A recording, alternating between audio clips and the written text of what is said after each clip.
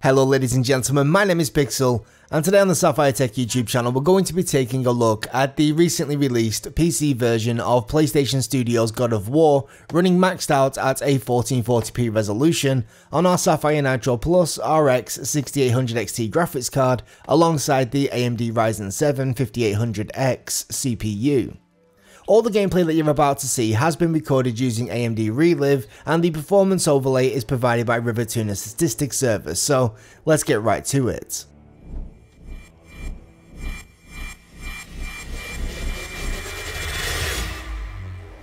Ever since God of War's initial release as a PlayStation exclusive back in 2018, I was hoping that one day we may see the game getting a PC port. I remember looking over the gameplay footage from the PlayStation 4 Pro and being blown away by the visuals on display considering the hardware it was running on. I was legitimately jealous because it's obviously one of the very best looking games on the market, and I would have loved to see how far we were able to push things here on the PC. Finally, nearly 4 years later, that time has come and the results are mostly awesome, but unfortunately maybe not quite as awesome as they could have been. The majority of the time things are great, performance is reasonable and the graphics look gorgeous, but then you'll hit sections where this happens.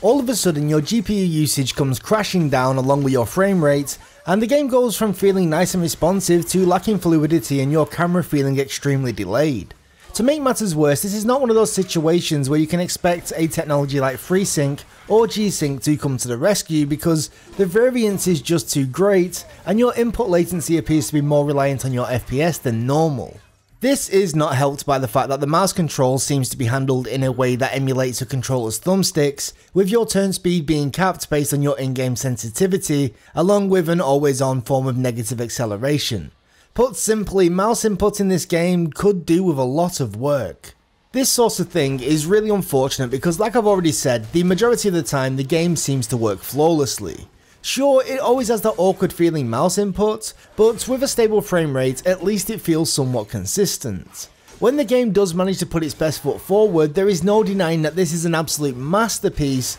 that demonstrates some of the highest production values ever seen in gaming. For instance, due to the way that the developers avoid breaking away from the camera during gameplay or cutscenes, the entire experience ends up feeling seamless to the point where the game feels like it takes place in a vast open world, despite actually being mostly made up of beautifully decorated interconnected corridors, somewhat akin to what we see in games like Dark Souls or other Metroidvanias. It's obvious that an awful lot of time, effort and resources, and most importantly passion, have been pumped into development, and that's resulted in what has got to be one of the greatest games of the generation.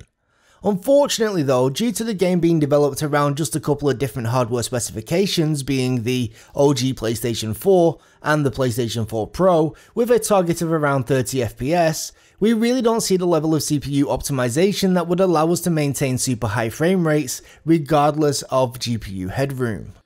If you keep an eye on our GPU's utilization up in the performance overlay, you should notice that whilst GPU bound, our frame rate is mostly sticking around the 90 to 120 FPS mark, with drops below that normally being the result of a drop in GPU usage, most likely due to a CPU bottleneck. Now, I'm not a game engine architect, a technical artist or anything like that, so I can't really claim to have any understanding of the complexities associated with implementing various graphical APIs. However, what I will say confidently is that God of War appears to struggle with the same sort of CPU limitations that have plagued many highly detailed DX11 games over the past few years, with many DX11 Ubisoft titles being a prime example. Franchises such as Assassin's Creed and Far Cry, prior to their jump to DirectX 12 in their latest releases, would all struggle with scene-dependent CPU bottlenecks. This leads me to believe that we could see a much more stable performance profile if the game was ever updated to support either the DirectX 12 or Vulkan APIs.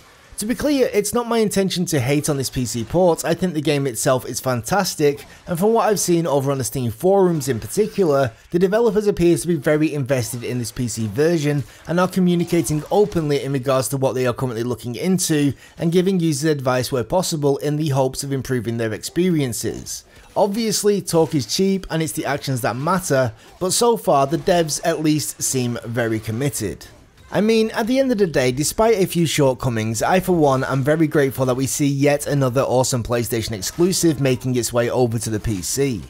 Over the past few years, we've seen many great exclusives from both Microsoft and Sony releasing on the PC, and thankfully the vast majority of these titles, while sometimes having a bit of a rocky launch, have ended up with impressive PC ports. In my honest opinion, God of War could most certainly use a little bit more work, but overall things are continuing to look positive, the game itself is incredible, and fingers crossed we could see things improve even further over the coming weeks and months. Before we call it a day, I would like to quickly let you know that I did attempt to play around with various in-game settings in order to mitigate the CPU limitations that we experienced. However, unfortunately, whilst dropping down to the original or even low settings did give us a small boost of performance while CPU bottlenecked, the jump in performance didn't really justify the hit to the visuals. Yes, the game still looks great on the original presets, but in most situations I found that would only boost frame rates by like 2 to 10% when heavily CPU bound, yet the visuals do take a fairly substantial hit